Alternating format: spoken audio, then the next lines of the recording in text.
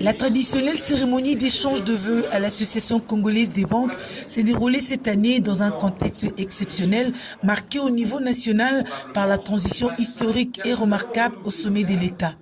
Pour l'ACB, 2018 était une année exceptionnelle où les incertitudes à l'aube de l'année se sont avérées vaines.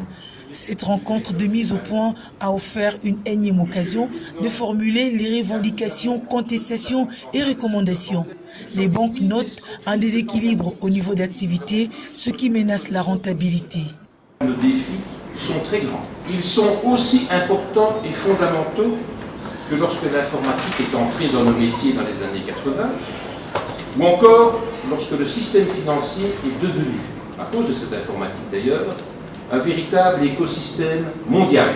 Pour le secteur bancaire en République démocratique du Congo, et je commencerai par le défi technologique. Le second défi, c'est celui de la capacité des banques à rencontrer les critères de renforcement de leur couverture d'un tas de risques. Le troisième et dernier défi, c'est celui de la gouvernance. De la gouvernance et de la transparence qui sont les deux fondements nécessaires et indispensables pour un secteur bancaire mature et crédible. Les banques sont les moteurs de l'économie nationale.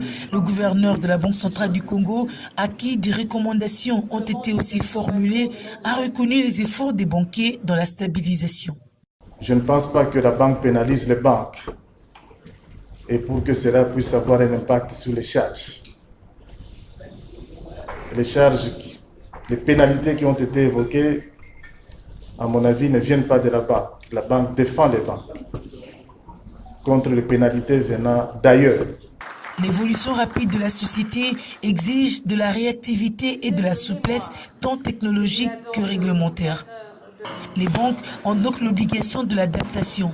Le secteur n'échappera pas à des opérations de consolidation et de récapitalisation avec enjeux majeurs. Un enjeu fondamental d'un côté qui augmentera la protection des épargnants, évitera et réduira les risques des gestions aventureuses. De l'autre côté, il renforcera la notoriété des établissements, protégera davantage le système financier congolais. Pour cette année 2019, les banques promettent de se battre davantage.